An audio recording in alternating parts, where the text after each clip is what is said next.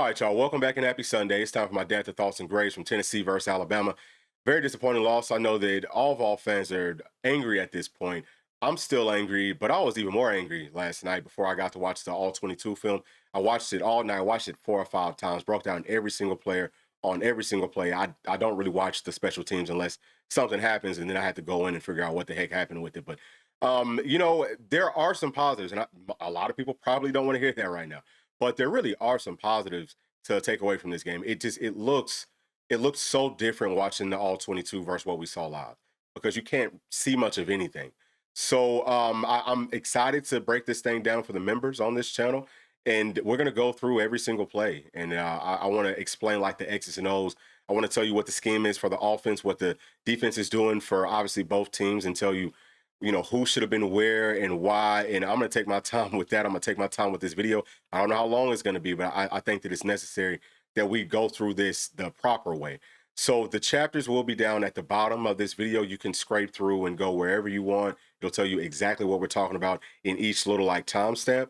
So, but we will be, again, sharing this with our members, and y'all can join us there. You can join us on Patreon at patreon.com/Bluechip Breakdown. You can go join for free and interact. We have plenty of free content, but you can get access to like these types of film breakdowns and all of that for $1, okay? And then you can join us here on YouTube if that's easier for you by clicking on the join button just below this video. But please make sure to like and subscribe to the channel. And the first thing that I want to do is I took a couple of notes. So I have 8 notes here that I want to talk about just with Tennessee's entire team before we get into the stats, because we're going to break down the box score, look at a whole lot of numbers, and talk about who did what, who played well, who played poorly. And, at the very, very end, I'm going to get into my grades. All right, so the first note is that Arion Carter, like in the first drive, especially like the first few plays, the first 4 or 5 plays, whatever, he was all over the place. We had perfect calls, and he was the one person who didn't do what he was supposed to do. He's trying to overcompensate instead of doing his job. I think that he needs to relax. He plays way too amped up. And I'm talking about mostly within Tennessee's passing game. His pass coverage, and you would think that he should be good in pass coverage. And he can be, but if he's overthinking, overprocessing, trying to do too much, he's hurting the entire team. But now Jeremiah Telander, to me, he actually looked better in pass coverage than Arion Carter did, which is interesting. But the second thing, y'all, is that number 56, he was playing at left guard, not number 71. I'm talking about for Alabama. Number 71 was one of their worst pass blockers. So I'm just saying starting. 56 started over 71. 71 still played. But I think that really helped Alabama's offensive line out, just because he was one of the guys that I talked about getting beat instantly. And they brought him in some perfect situations to give him the proper help necessary. And, that probably played a little bit of a factor in Tennessee not generating as much pass rush. But at the end of the day, we have to do better. We still have to win some individual matchups. But I did want to point that out, that they made some changes to their offensive line. And I think that's part of the reason that they looked a little bit better versus us. They might look better over the course of the year now. Honestly speaking, it's just that's how football is. Sometimes you make one small tweak and it makes a huge difference. But not key number 3, but the third thing for me is that the passing offense for Tennessee, it was the worst part of our entire team. There was just a lot of mishaps in some costly situations. Now, we did some good things, but it just, from top to bottom, just was not the best. And we thought coming in that would be the best part of the team. So it was just one of those nights, man, where everything that can go wrong pretty much did go wrong. And then the fourth thing here is that Tennessee rotated at every position on our offensive line, from left tackle to right tackle. Bennett Warren came in at left tackle for Lance Hurd. He actually looked really good. He's taken several steps forward. So that's a positive thing. I think that everyone did some good things on the offensive line. There were some issues, though. And if you're just like thinking about the sacks, so people would look at Lance Hurd and say, well, Lance gave up he gave up too many pressures. It was coming in way too quick. But I think that the way that Tennessee rotated, kind of like a double-edged sword, it's, mixing and matching, taking people from the right side to the left side. I think that they had trouble knowing who to pick up. And there were some times when Lance Hurd's giving up pressure. It was really on the left. It was on that left guard. So I want to say it was Wendell Moy every single time. He wasn't doing a good job. Like, he literally wasn't blocking anybody. He just wasn't helping where he should have been helping at. And we have to do better there. It's just something, it takes time. You have to gel playing on an offensive line with the unit that you're playing with, know what they like and all that, know where you need to help, when you need to help. But also moving around, going from the right side to the left side, it's not as easy as some people think. And I've never played offensive line, but I've heard every offensive lineman that I've ever talked to that's ever done it, they've all said it. It's not as easy as you think. For some people, it's easier than it is for others, but they all say, man, it is a pretty big difference. So wanted to point that out. I think that that's a pretty big part of the reason that Tennessee was giving up so many pressures. All right, and then two, there was a bad snap that Tennessee had. It should have been a false start call there. I had to highlight that because that was piss poor. The referee standing right there. We're moving, and if it's a false start, instead of that bad snap, we only lose 5 yards instead of whatever it turned out to be 8 or 12 yards. So yeah, I mean, it's little things like that. We are going to take a look at the penalties and show you how all that kind of like played out for both teams. And outside of that, y'all, the last thing is that the defense was actually in good positions to make the plays. We just like it's fundamental stuff, man. Like we got to be able to tackle. We missed a couple of run fits. It was a lot better than it was last week. I think that we looked a lot better than we typically do from the standpoint of being where we're supposed to be. But as far as closing, we can't be tackling people's ankles. If we are going to tackle, and when we do tackle, we have to wrap up. It's just like very, very small things. I think that for the most part, we play with proper leverage, just as far as getting off the blocks and forcing the plays to the proper places. But really wasn't horrible from top to bottom. And actually, very, very, very last thing that I want to point out here, just very, very quickly. I talked about it last night that it didn't feel like we blitzed as much as we should have. We talked about like the lack of pass rush that Tennessee had in this game. We actually blitzed versus the pass at 44.7%. That's a high number. Okay, that is a much higher number than I thought. I thought that we would have been like in the upper 20s. And as a point of reference, Alabama blitzed us 30.5% of the time. It just felt like maybe they were blitzing us more because of the way that they did it and also because of the way that they executed it. Tennessee just didn't execute as well as we could have. So with all that being said, y'all, let's go on ahead and start breaking down some of these numbers. So this is from Pro Football Focus. This is the box score. All right, so obviously you can see what quarter everyone scored in here. In this left column, what you're going to see are all of the team stats. This column is going to have the rushing numbers and then the passing numbers under that for each team. And then in the bottom left, you can't see it now, but in the very bottom left are special teams numbers. I don't think that we'll look at those numbers today because I want to go through a lot of this stuff. So as far as the total plays, Tennessee had more, man. We had 78 plays and Alabama had 61. Typically, the team with more plays does win the game. I think that on paper, Tennessee won in a lot of different places. It was mostly about the start to the game and then that pick six. If it wasn't for such a poor start and that pick six, Tennessee would have had every opportunity to really win this game. And then even in the second half, y'all, we still had chances to go and win this game.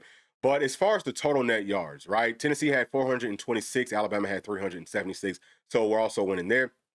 Average yards per play, Tennessee had 5.5 and Alabama had 6.2. So they're winning there. Now, total first downs. Let me scroll this up. Total first downs. Tennessee had 29. Alabama only had 24. So we're also winning there. We had 10 rushing first downs. They had 7. We had 14 passing touchdowns. First downs, and they had 15. And then penalty first downs, we had 5. They had 2. So I'm not sure if this is saying how many like first downs we got from penalties that Alabama had or vice versa. But it's going to be one of those two. All right, I can't tell you for sure. Third down, they were better than us. 55%. We were at 36%. And then as far as the fourth downs, Tennessee was at 50%. And that doesn't look right necessarily because I think that there was only one fourth down that we didn't get. So that could be maybe incorrect, but I know that most of these numbers will be correct. I'm not exactly sure what they're talking about here, but we will move on so that we can keep this thing rolling. So as far as the possessions, Tennessee had more. We had 10, they had 9. You can see the average plays per drive. I mean, like we're winning in a lot of these categories. Average yards per drive, winning there, obviously. Average points per drive, that's where we messed up at. We got to keep them out the end zone, and we have to be able to get into the end zone. Red zone, y'all can see how things look from that standpoint. You can see that we were at 40%. They were at 100%. All the goals and all that type of stuff. Total turnovers, of course, Tennessee lost this. We gave the football away twice. They only gave it away once, and we didn't produce any points off of that turnover. That's a big problem. The offense has got to do better with that. And I have to probably blame the coaches for that, mostly whoever's calling the plays. So the offensive coordinator, we could call it Halsey, we could call it Hypo. It doesn't matter. But we have to do a much better job of being able to capitalize off the turnovers that this defense is generating for us. That's an offense for Alabama that didn't turn the football over very much heading into this game. We Felt like we could do it. We maybe could have done it more, but at any time that we ever do it, we got to at least get 3 points. Okay, so y'all can see the interceptions, the yards, and all that type of stuff. So these are the penalties right here. So Tennessee had 10, Alabama had 7. Our penalties were 76 yards worth, and then they had 59 yards worth. So there were some penalties that they called on Alabama kind of towards the end of the game once it was pretty much over with. And I think that maybe they were doing it to try to balance it out. It wasn't as even as that might make it look. I just want to throw that out there. I'm not saying the penalties is why Tennessee lost the game necessarily. I just wanted to put that out there for y'all so y'all can see the total touchdowns and some of these other things, right? And then these are the special teams numbers. I'll just scroll through for those of y'all that might want to see it. You can pause it and take a look at it. To me, special teams wasn't really a factor in this game, so it's really nothing that I'm going to be breaking down. But let's come on back up and let's talk about the rushing and the passing numbers. So over here, we can see that PFF is saying that Tennessee and Alabama both had 30 rushing plays. Now, I think that this is taking out scrambles. Maybe that's why it looks the way that it does, because I think if you look at ESPN, Tennessee had maybe 31 total rushes. I'm not quite sure why there's a difference, but there are some differences with PFF versus like ESPN. The average net rushing yards, right? Tennessee had 183 and Alabama had 109. Now, average net yards per rush, like I said, man, we were over 6 yards per carry. I thought that was going to happen pregame, and I said that that's what it felt like we were doing after watching it live. That's exactly what happened, and we held Alabama to 3.6 yards per carry. So net just means that we're not taking our yards for like lost yardage, for sacks and things like that.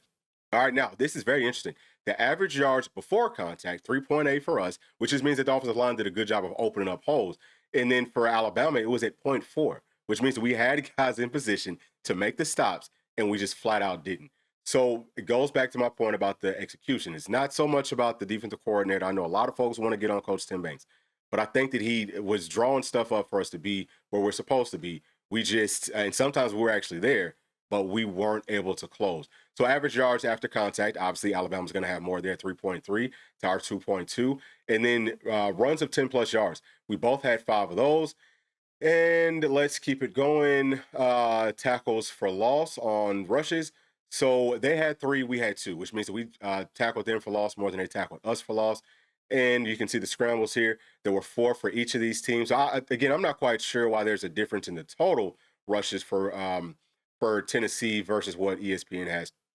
But either way, we can also see here the missed tackles forced from each team. So Tennessee only forced 1 missed tackle, all right, and this is just with rushing, and Alabama forced 5. That we've got to be better tackling. There's no excuse. And also, whenever you're thinking about all these rushing numbers, think about all the like jet sweeps and stuff that they did. I mean, they had some huge plays. I want to say that number 5 had a run. It was, he might have had like 40 something yards rushing on maybe like 2 or 3 carries. So it's little things like that. And he made a lot of people miss on one of those plays when we should have had him stopped in the freaking backfield. But it's little things like that, dog. Like we got to be able to close and make the tackles. All right, so now for the passing. They're saying that Tennessee passed the football or maybe dropped back to pass it 48 times, and that Alabama dropped back 31 times. So we were just way too pass happy, especially to start this football game off. We could run the football. They did a good job of slowing us down early, but you got to stick to the run. I know that we want to make the plays down the field, but we got to be patient, man. Like we can't, the coaches can't get tight. So I just wanted to highlight that. Now let's move on down. Y'all can see the gross passing yards. So Joey had 268, and they're saying that Ty Simpson had 253. So we passed for more yards there. As far as the passing attempts, 45 for Joey and 29 for Ty. Now, again, ESPN says that we had 44 passes that we actually threw, and then we hit on 28 of them. So this goes from a 62% to like a 63%, whether you're looking at PFF or looking at ESPN. It's not a huge difference. I just want to throw that out there. But we did hold Ty Simpson under his season average. He's at 66%. He was at 71%. So doing some pretty good things from that standpoint. And then if you take out all the drops, Joy was actually better than Ty. He would have been at 77%, and Ty would have been at 73%. And I don't think that's not just drops, because Alabama had 0 drops. There's something else that they throw into that. I'm not quite sure what it is. All right, so let's keep on moving. You can see that we had 5 drops in this game to Alabama's 0. All right, passes that were batted down, they had 2. They're saying that we had 0. I feel like there was one that was maybe batted down. Throwaways, we threw it away twice. They threw it away once. Okay, passes broken up, we both had 2. You can see the air yards. So that's just how much of the overall passing yards came from the quarterback's arm. So 182 for Joey Aguilar, 139 for Ty Simpson. All right, so boom, boom, boom. You can see that we had 7 passing plays of 15 plus yards. They had 8. And this one, to me, this is crazy. Just as far as trying to throw the football over 20 yards, we only did it 3 times. They did it 4 times. Now, we knew that they would try to throw the football deep. Part of the reason that they couldn't do it as often is because Tennessee was playing a lot of deep coverages. We took away the vertical stuff. I would say a lot better than people might think. But man, Tennessee just never found a way to manufacture some things down the field. And we talked about it heading into the game. Well, teams aren't really throwing the football deep on Alabama for some reason. Now, for Tennessee, I think it was more because of the pass rush. We weren't always doing the best job of picking that up. Felt like we were under like constant pressure or under too much pressure. So I can understand it from that standpoint. But even still, like we gotta, if we know that that's the weak part of their secondary, we gotta do better than that. All right, so you can see that we hit on 0 passes of 20 plus yards, which is just terrible. But y'all can see the total pressures that Tennessee gave up, 21 to only 7 for Alabama, which is obviously that's insane. And then you can see everything else. Okay. So total missed tackles forced was 10 for Alabama, which means that Tennessee missed 10 tackles and we forced 0. I don't know how true that is. I think that that number probably needs to be updated for Tennessee, but it could probably be updated and be more for Alabama as well. Okay, so we already talked about the passing. Let's move on. We can talk a little bit more about the rushing and show y'all what everybody's doing here. So Bishop, you can see his total yards here. This is his total carries. And this is his yards after contact. This is his touchdowns, first downs. Obviously, he had no scrambles. Missed tackles forced. So see, that's what I'm talking about. So he did at least force 1 missed tackle. All right. And we'll move this over a little bit. And yards per carry. So they're saying that Bishop, he had 8.8 yards per carry. Peyton Lewis had 2.7. Joey Aguilar, he only had 2.6. And then Star Thomas, he had 8.7. So our guys did a good job running the football. I think we ran with really good patience for the most part. And this was a game where Alabama, we talked about this too, that Tennessee could run it right up the middle on Alabama. I think that they felt that same way, so they sent a lot of blitzes right up the middle. It was tough for us to get the inside zones going, but the outside zone, this is the first game where it really popped. So all the big run plays, those were all outside zones. So with the patience, right, with the cutbacks, it's something that we'll be breaking down for the members on this channel. Y'all can see it was really, really nice. So with all that being said, what else can we throw in here? So this is yards after contact per attempt, 3.5 for Bishop, 1.7 for Star Thomas. I think that Bishop really ran well. I mean, they both did, but you could just tell that Bishop, he was on a little bit of a different level. Okay, so we can see what it was for Alabama's guys. I know that a lot of people will want to look at Jam Miller, so let's take a look at what he did. All right, so he had 12 carries for 14 yards. Okay, and let's look at his average yards. Let me see exactly where that's at. Okay, so here it is. So yards per carry, 1.2 yards per carry for him. Daniel Hill, he's the one who he ran a lot better. He's like 250. He had 5 yards per carry. You can see that Jeremy Bernard, that's the wide receiver number 5, 12.3 yards per carry. Ty Simpson was at 3.8. All right, so obviously we just some of these kind of like trick plays, gadget plays, we didn't do the best job at slowing that down. Didn't do the best job of tackling Daniel Hill either. All right, so let's bring it on back. Let's talk about the pass catching numbers. So Mike Matthews, how many drops did he have? That's the first thing that I want to look at. Really, that's the only thing that I really want to look at is how many drops do we have. So we had a total of 5 drops, like we said. 1, they're giving credit to Mike Matthews. 1 to Braylon Staley. 1 to Miles Kitselman. There's 1 to Brame. Then there's 1 to Peyton Lewis. So I don't know why we can't catch the damn football, but it's something that we have to do a much, much better job at. And obviously you can see that Alabama's wide receivers, they had 0 drops. You can take a look at their numbers, right? So this is their total yards here. This is their targets. This is their catches, right? You can see what they did, and then we'll come back up and take a look. Same thing for our guys, right? So targets here, catches there, yards right here, yards after the catch. So, I think that they did a pretty decent job. Like, we just got to hold on to the football. That's the biggest thing. Let's take a look at the pass protection and see who all PFF is saying was giving up sacks and pressures and all that, okay?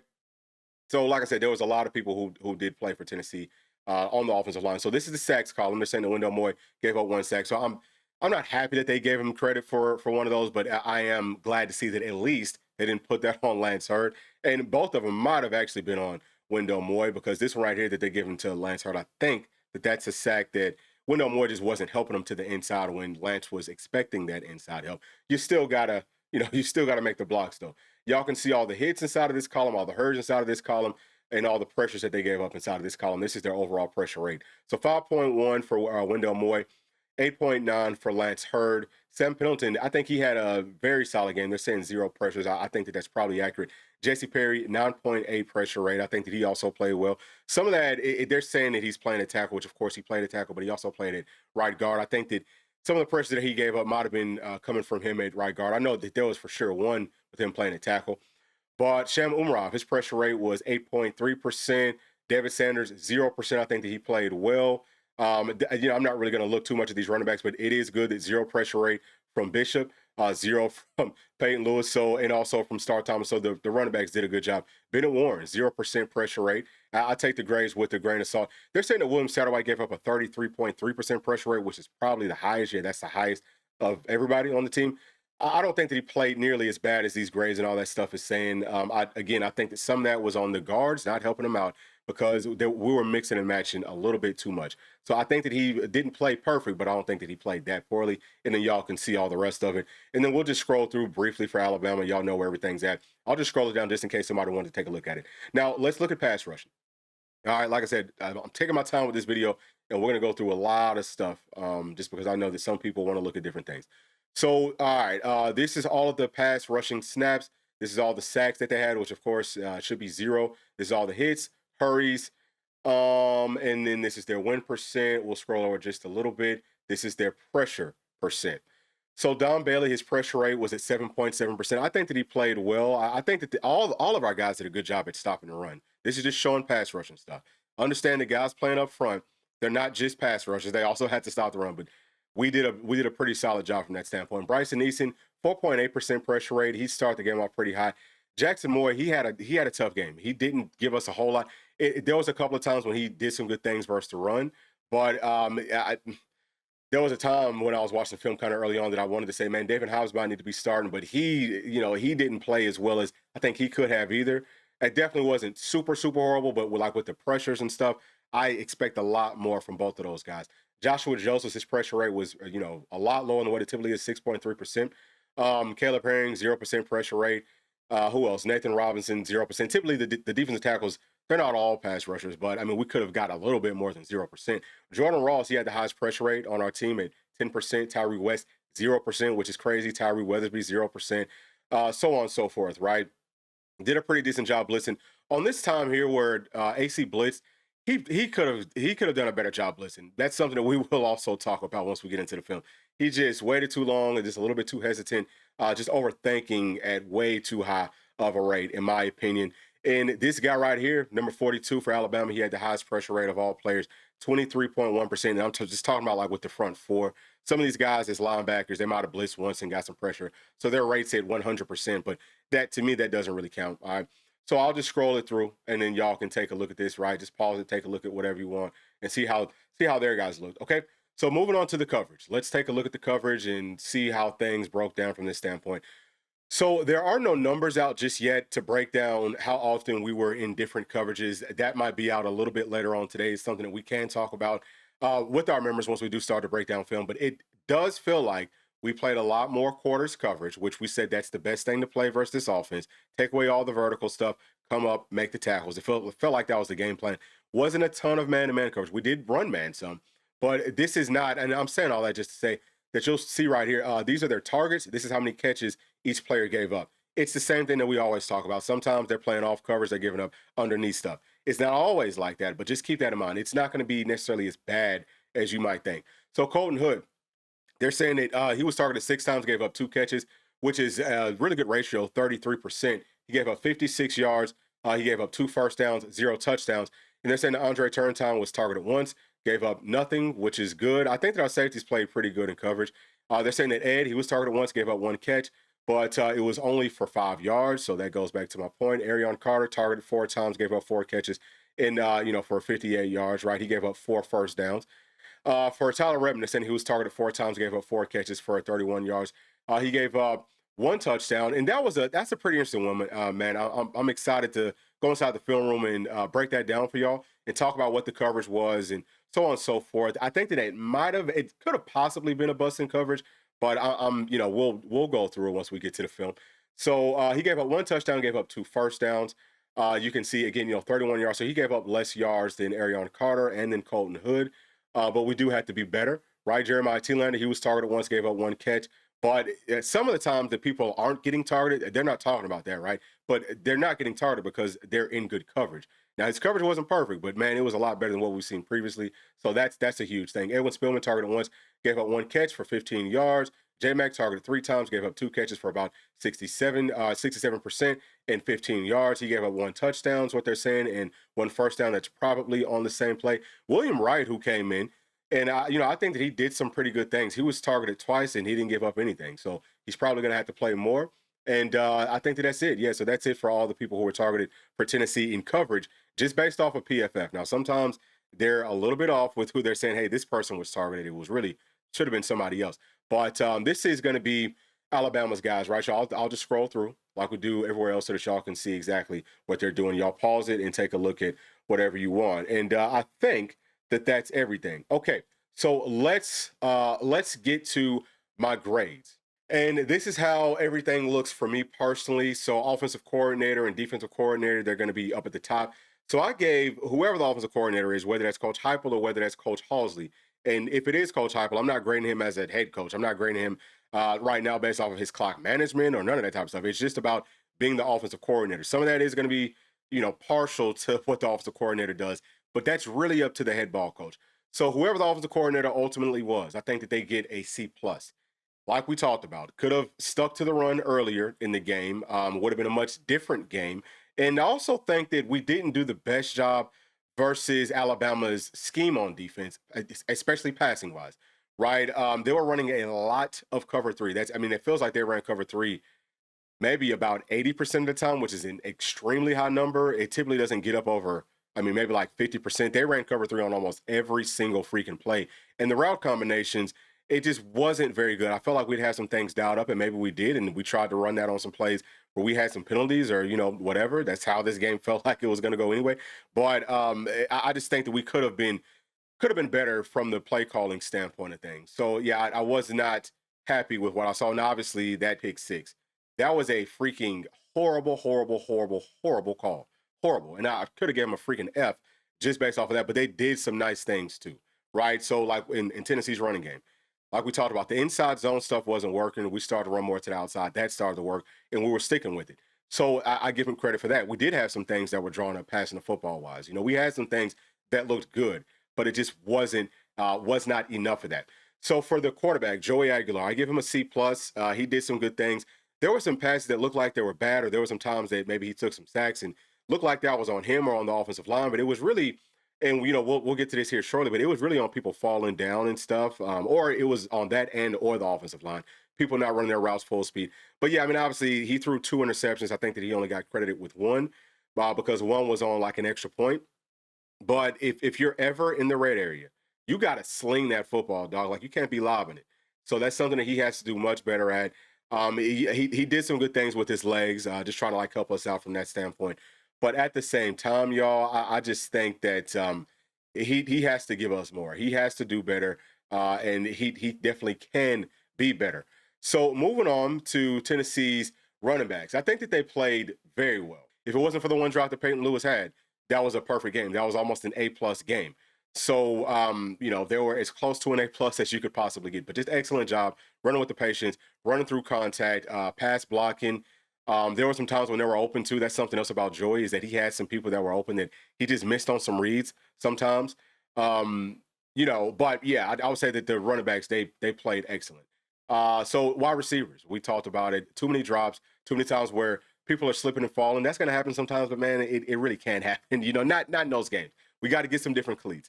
And we have to run our routes at full speed all the time. We have to, we've got to know where to get to. Like, there's certain spots versus certain zone coverages that we have to hit. That's part of when people say, man, he runs really good routes. That's part of it. But we just didn't do a really good job from that standpoint. I think that Mike Matthews, especially, he's got to take some steps forward. He's too talented to play the way that he's been playing. Now, he made some good catches. He did some good things. It wasn't all bad for really anybody. Everyone did some good things. But as a unit, I would give them a C+. I think we also probably could have targeted Brazel Moore. I think that we did a pretty good job in just as far as like blocking. There was one play when Brazel, if he blocks his guy instead of just trying to thump him, if he actually gets into a good spot and uses his proper fundamentals and really blocks him, we might have scored on an outside zone running play. All right, so tight ends, I think that they blocked pretty well. They did some good things from that standpoint. Miles Kittelman is just every game he's dropping passes, like wide open passes. I don't know why we have so many drops, but it's got to be a point of emphasis, not just for the pass catchers, but for every person on the team. Everybody on the team needs to be able to catch. Like and that's again rec league football stuff. Everybody on the entire team needs to be able to catch. I don't care. That's something like we need that. But especially if you are a pass catcher, and I just think that he's a veteran. He's supposed to be one of our leaders. He's got to do better from that standpoint. So that's why I gave them a B minus. Now for the guards and for the centers, I gave them a B minus too, and we touched on it that not knowing who to pick up and picking up nobody that's not going to work. And I also just don't feel like we necessarily moved bodies as much. And that's mostly just like with our guards. We talked about William Satterwhite didn't have his best game, but I think that Sam Pendleton, he played well. So if it's just him by himself, I'd probably give him like an A minus. Yeah, I think that he did some really, really nice things. But I mean, look, our guards have to be better. And I think that our offensive tackles, all those guys as a unit, at about an A minus. For the most part, they were good. I think that they were doing what they were asked to do. When they didn't have the help, it didn't look great. It wasn't like that every time that it didn't look great. Sometimes it was just them. But that's why it's not an A plus and it's an A minus. So with Tennessee's defense, I know that there's going to be a lot of folks, and y'all probably been waiting on me to get to this. How does Tim Banks have a B plus? Well, because I went back and I watched the film and I saw that we had people in the right spots. It was literally on most of the passing plays, and I'm just starting off with the passing plays that Alabama hit on. Bro, everybody's covered up except for one person. Everybody's covered up except for just one guy. And it was because we busted in the coverage because we're trying to overcompensate. We're trying to help where we don't need to help at. Just do your job and we would have had everything covered up. But also, if you're going to be running quarters coverage, the expectation is, okay, we're going to make them hold on to the football just a little bit longer. And then the pass rush has time to get there. We did that several times. The pass rush never got there. It was not from the game plan, y'all. I promise you, it was not from the game plan. It was from a lack of execution. Let me also talk about Tennessee's running defense. Man, y'all saw the numbers, right? I mean, we shut down a lot of what they like to do running the football. Now, they had some success on trick plays. They had some success on some of those like pull leads that we talked about that could be a problem. Where, again, it's just like a lack of execution. One of them, we're playing cover two. The cornerback is run first and not setting the best edges, right? Or maybe just missing a run fit sometimes. Maybe the defensive end, they're crashing in, which means that the outside linebacker or safety or nickel player has to come down and immediately set that edge. We didn't do that some of those times where we gave up those bigger running plays. So it was not from the scheme. It was drawn up right, just was not executed well. All right, so with Tennessee's defensive line, almost the exact same thing here. C plus for both of them. Good versus the run. Wasn't always perfect, but I think that it was very, very stout. They were in their gaps. You're going to get pushed back some. I mean, it's if you have two people that are over 300 pounds, like you got 700 pounds worth of people, 700 pounds worth of man trying to move you, and you're only like under 330 pounds. I mean, you're going to get pushed back some. It's very difficult to ask for those guys not to get moved an inch. So, and for most of the game, they didn't get moved an inch, which is that's the kicker to it. So versus the run, very good, I think. But just like the pass rush was so non-existent that I can't like they have to be somewhere in that C range. But I think that their run stopping defense should speak more volumes to you that they had that C plus. That's the only reason that they have a C plus. If the run stopping defense wasn't as good as it was, they'd probably be at like a D from how they played. All right, so moving on to the second level linebackers, talked about it with the pass coverage for the most part. It was actually better than what you might think. We missed on a couple things, but we were looking and finding people dropping the depth, sprinting to get there, trying to get inside of the passing lanes. It still needs to take a step forward. I'm not saying that it doesn't, but it was actually pretty solid. But as far as like versus the run, it was pretty solid there too. Like we just looked a lot better in like with our patience, taking read steps, and then getting to our gaps. Getting to our fits. Aaron Carter, I think, might have been. I'm not gonna say that he was the worst, but with the starters, he was worse than Jeremiah Telander was. just for me personally. And when some of the younger guys came in, they missed some things, right? They missed getting to the outside, like we just talked about. If the defensive end crashes to the inside, we got to set the outside leverage. Missed that and gave up a couple of big runs. But I think that for the most part, they definitely looked a lot better than they did last weekend. It's just it still has to get better, But I think that the main reason that it's at that B minus is just from them missing some stuff, and also missing some tackles. Like we had to do better there, but we got off blocks better. So moving on to Tennessee's corners, same grade here, y'all. I think that they did some good things in coverage. Obviously, we gave up some stuff. It's tough. If you're playing bump and run coverage, you're going up against guys that are really good at wide receiver, perfect throw, perfect catch, a perfectly run route. It's really nothing that you can do about that.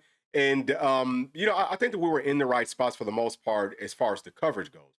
Now, with the tackling, we got to stop diving at people's ankles. We have to wrap up, like just fundamental stuff. I think that they showed the willingness, and it wasn't always horrible, but I think that they showed a willingness to come up and try to make the plays. But in games like this, you can't necessarily go that low. You've just got to make the tackle. You can't be diving at ankles and stuff. I also think that there was a couple of times when we could have set a better edge on some of those outside running plays, and we didn't do the best job there. We got sucked back to the middle. All right. So as far as Tennessee stars, kind of the same thing here. I think their coverage was pretty decent, but they were better versus the run. Coverage wasn't that great, but just like a lot better versus the run. And again, if it's one-on-one coverage, if it's perfectly executed by the offense, the defense is never going to win that ever. Like you're always in a losing situation from that standpoint. But I think that they played physical though. I do. I think that they came up. They were sticking people. They tackled better than some of the other guys in our secondary.